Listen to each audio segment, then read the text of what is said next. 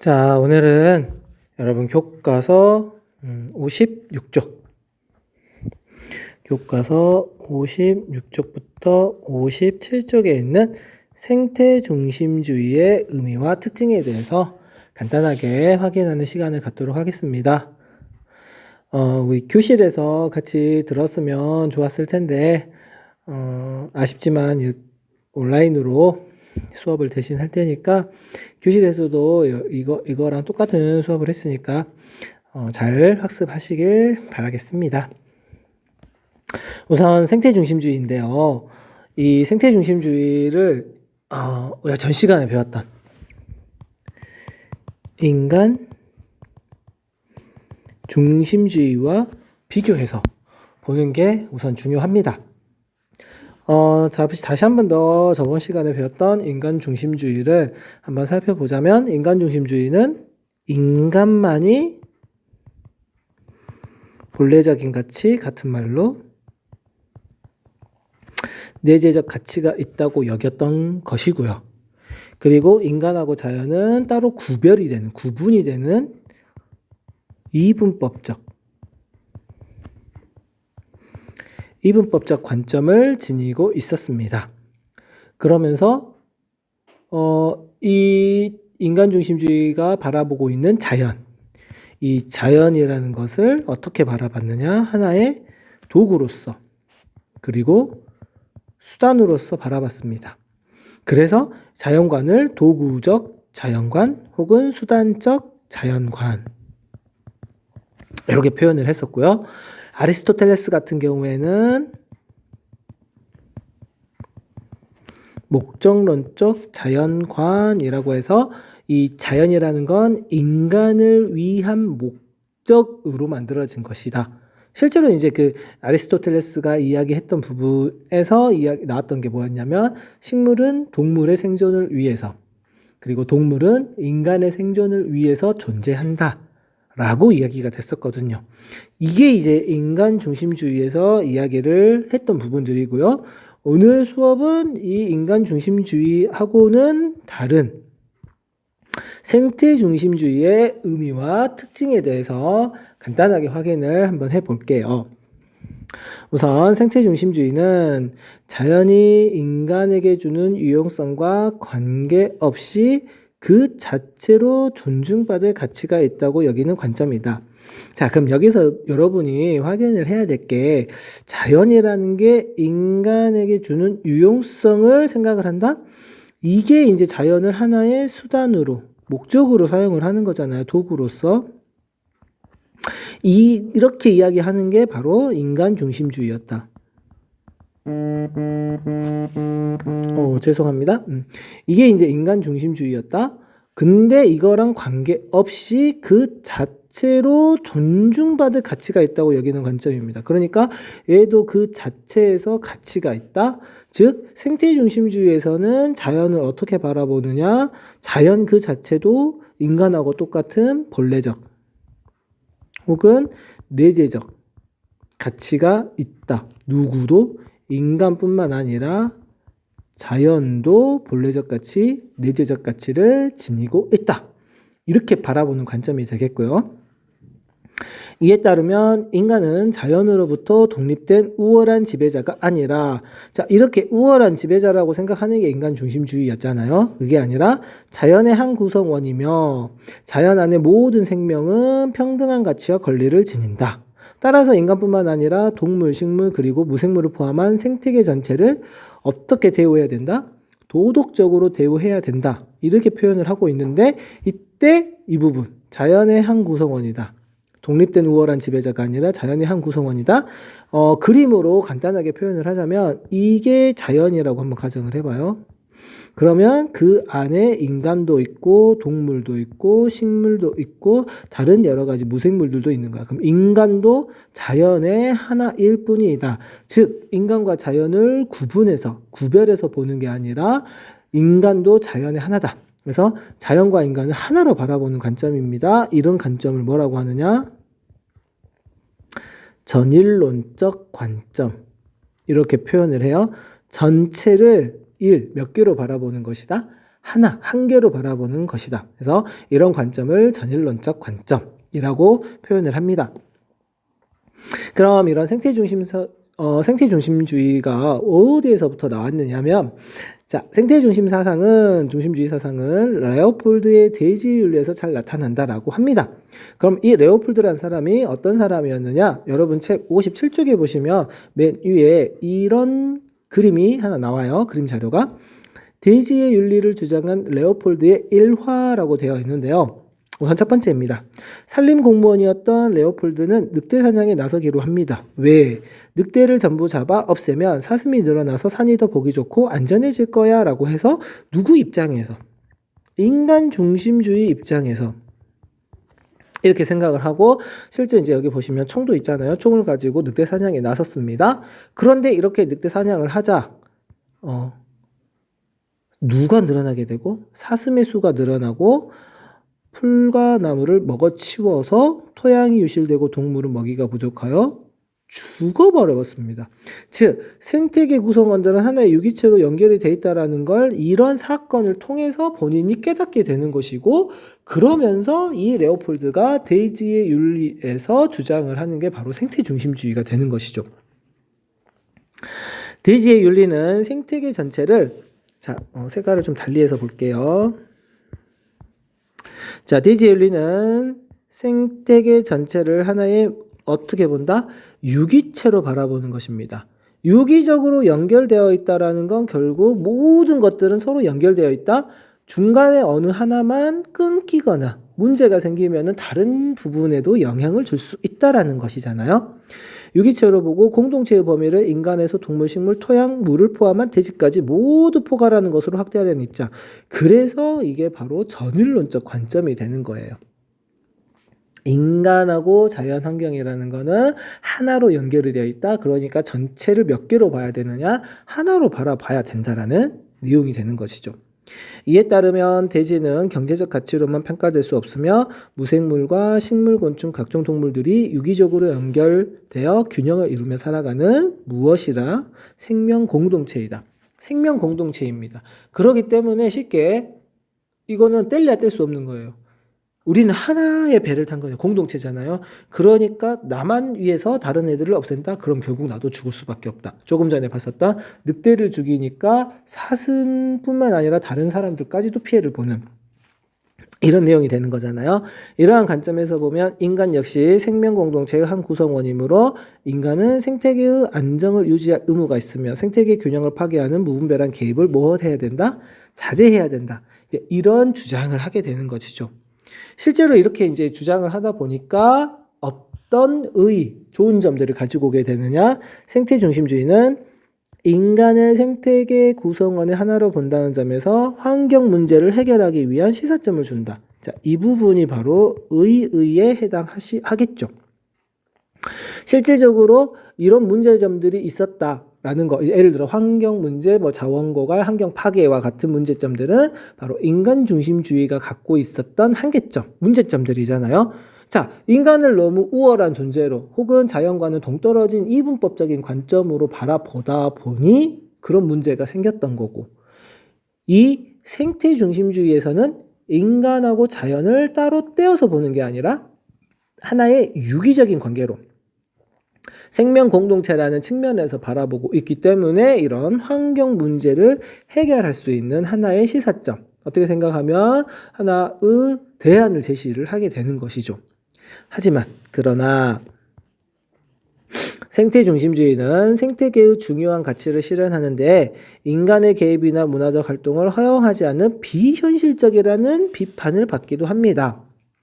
무슨 말이냐면 환경 문제를 해결하기 위한 시사점은 주었지만 이 환경 문제를 해결하는데 인간이 개입하거나 어떠한 활동을 하는 걸 허용하지 않습니다.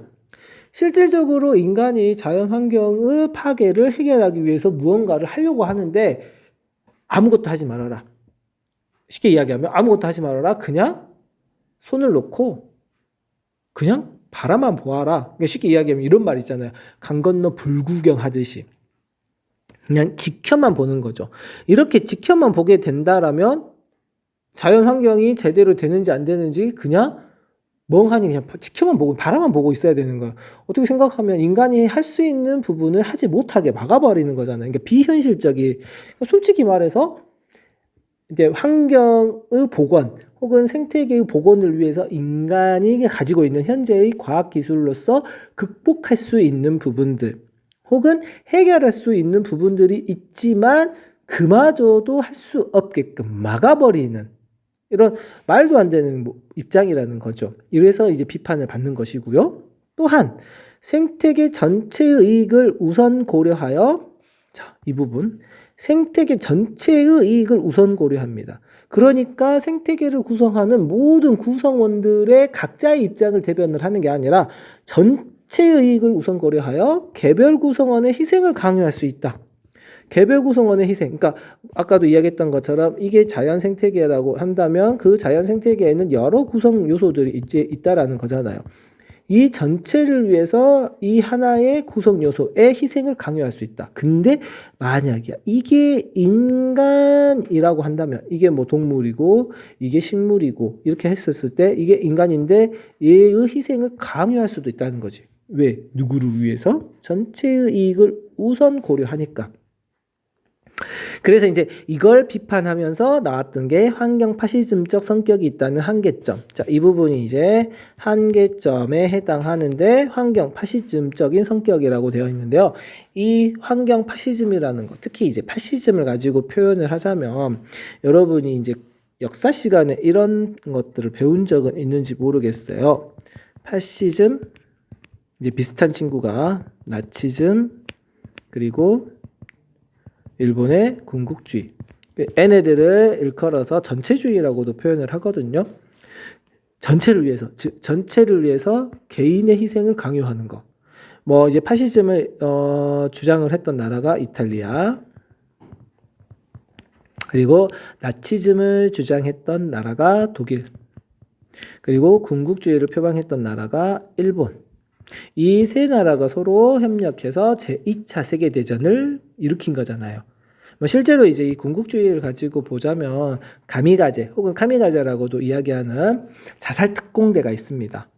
일본의 동아시아 대공영 뭐 해가지고 이제 이 아시아 지역의 패권을 장악하기 위한 일본의 목적을 이루기 위해서는 누구를, 배후에 있는 미국을 견제해야 된다 라고 하면서 제2차 세계대전에 참전하지 않고 이제 약간의 수수방관을 하고 있던 미국을 공격을 하게 되는 거죠. 그게 이제 하와이 진주만을 습격을 하면서 이제 그 결과물이 생기는 건데, 그때 그 진주만에는 미국의 항공모함들이 정박해 있었는데 이 가미가제 자살 특공대 대원들, 전투기 조종사들인데 이 사람들이 전투기를 몰고 갑니다. 일본 본토에서부터 가면은 이제 돌아올 수가 없는 먼 거리에 있었습니다. 그때의 기술로서. 자, 그런다면 이 사람들은 돌아오지 못할 것이다. 자기의 생명을 버려야 되는 그런 문제가 생기는데, 이때 내세웠던 게 이런 군국주의, 이제 파시즘하고 똑같은 거죠. 전체를 위해서 너희가 희생을 하라. 근데 이제 그 사람들은 그때 희생을 했던 거죠. 그래서 폭격을 다 하고 나서 돌아갈 수 없으니 그냥 죽더라도 전체를 위해서 자신을 희생하겠다 해서 이제 그 바다에 정박되어 있던 항공모함을 향해서 돌진을 하게 되는 거죠. 전투기를 몰고 그대로. 그러면서 자신의 생을 마감하고 전체를 위해서 희생하는. 그래서 이 생태 중심주의가 이렇게 환경 파시즘적인 성격이 있다는, 어떻게 생각하면 나치즘이 환경 파시즘, 환경 궁극주의 이렇게도 표현을 할 수도 있겠지만 책에 있는 대로 환경 파시즘적인 성격이 있다는 이런 단점들이 생기는 것이죠. 한계점이라고도 해야 되겠죠. 실질적으로 이 생태 중심주의라는 것 자체가 어떻게 생각하면 여기 위에 있는 것처럼 인간 중심주의를 표방하던 이런 모습에서 이런 안 좋은 결과물들이 생겨나니까 이런 생태 중심주의가 나타나게 되는. 그러니 여기에서 말하는 의의는 어떻게 생각하면 인간 중심주의에서 가지고 있었던 한계점들이었죠. 한계점을 해결할 수 있는 이런 의의가 있다. 하지만 이런 한계점, 부정적인 측면들도 있으니 뭐 이게 저 옳다, 뭐 이게 조금 더 그르다, 나쁘다, 뭐 이렇게 생각하지 말고 인간 중심주의와 생태 중심주의는 각각 이런 특징들이 있구나를 조금은 파악하는 기회가 됐으면 하고요. 이와 관련해 가지고 우리 삶 속으로 들어온 생태 중심주의는 어떤 모습일까라고 되어 있는데요. 자료 1에 보시면 생태계를 지키는 작은 곤충들의 큰 역할이라고 되어 있습니다. 그러니까 이게 쉽게 이야기하면 생태계를 지키는 작은 곤충들, 결국 우리보다 작은 모습들, 이게 크기만 가지고 이야기하지는 않겠지만 결국은 하나로 우리가 연결되어 있다. 생태 공동체 혹은 유기체적인 관점에서 이 작은 아이들이 이 지구 생태계를 위해서 각자의 역할을 잘 하고 있구나를 생각을 하면 되시는 거죠. 그래서 첫 번째는 쇠똥구리의 모습이 나와 있는데요. 초식동물의 똥을 먹이로 하는 쇠똥구리는 자기 몸무게의 50배나 되는 커다란 똥경단을 굴려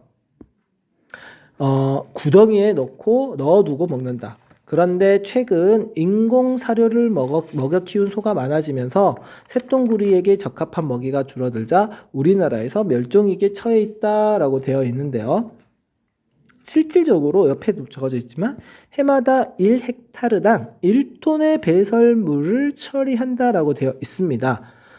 그래서 이제 과학 전문 사이트에서 이야기하는 것이 무엇이냐면 이 세상에 쇠똥구리가 없었다면 지구는 아마 지금쯤 쇠똥구리를 비롯하여 온갖 동물들의 배설물로 뒤덮여 있을 것이라고 이야기를 하는 거예요.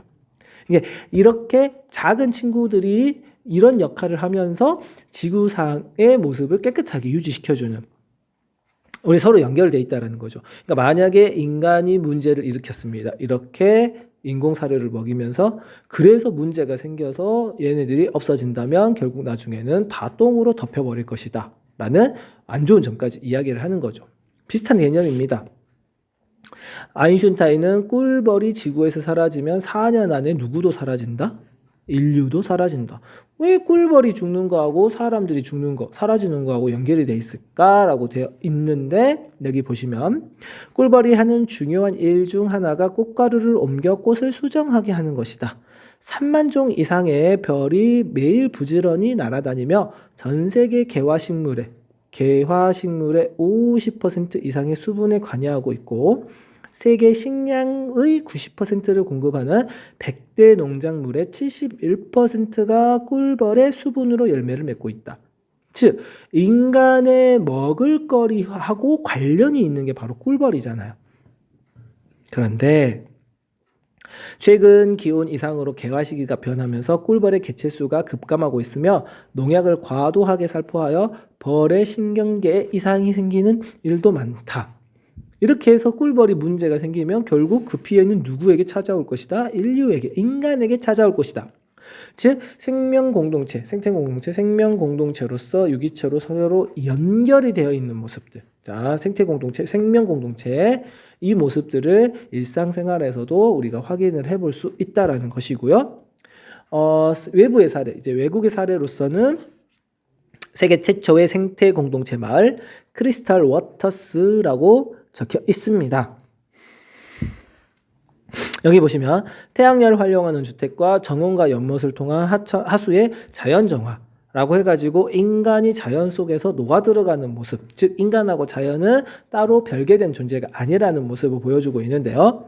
크리스탈 워터스는 1985년 환경운동가들의 설계에 따라 조성된 세계 최초의 계획공동체, 그러니까 생명공동체라는 거죠. 어떻게 생각하면 자연 생태계에 인간이 녹아들어갈 수 있는, 넓은 초지와 계곡을 중심으로 집과 도로, 상하수도, 저수지 등을 섬세하게 배치하여 인간의 주거 환경을 자연과 어긋나지 않게 통합했다. 그러니까 인간하고 자연 환경이 함께 공존할 수 있는 모습을 만들어냈다라는 거죠. 그래서 이곳 주민들은 자연과 인간의 공생을 실현하고자 했다. 즉 인간과 자연은 따로 떼어서 바라보지 않는다. 전일론적 관점을 보여주고 있는 거죠.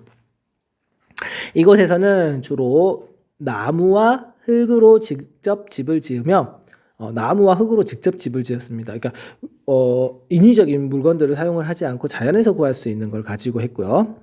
계곡물, 빗물과 계곡물을 받아 태양열 전지판으로 데워서 사용한다. 보일러 혹은 이제 화석연료를 많이 사용하지 않겠다라는 거잖아요.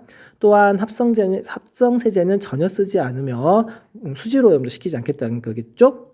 집에서 나온 하수는 정원을 거쳐 자연 정화된다. 그러니까 나쁜 물들도 정화를 시켜서 자연 상태로 버리는. 이 외에도 유기농법이기 때문에 화학 비료 같은 것들을 사용하지 않겠다. 퇴비를 만들고 텃밭을 가꾸어 기본적인 작물은 직접 재배해 먹는다. 라고 하여 실제로 자연 환경에 어떻게 더 잘 적응하면서 살아가는지 그런 모습들을 고민해보고 실제로 실천을 해보는, 즉 생태 중심주의적인 모습으로서 살려고 노력을 했던 가장 대표적인 사례에 해당한다라고 이렇게 생각을 하시면 될 것 같아요. 자, 이 부분이 이제 생태 중심주의와 관련된 내용이 되겠고요. 이제 다음 시간에는 교과서 58쪽, 59쪽에 있는 경제적 이익과 환경 보전, 무엇이 우선인지, 즉 어떻게 생각하면 인간 중심주의하고 생태 중심주의에 대해서 다시 한 번 더 생각하는 시간을 갖도록 하겠습니다. 오늘 수업은 여기까지입니다. 혹시 궁금한 점이 있으면 다음에 선생님한테 직접적으로 와서 질문하셔도 좋겠습니다. 집에서 힘들겠지만 열심히 공부하시길 바라겠습니다. 그럼 여기까지예요.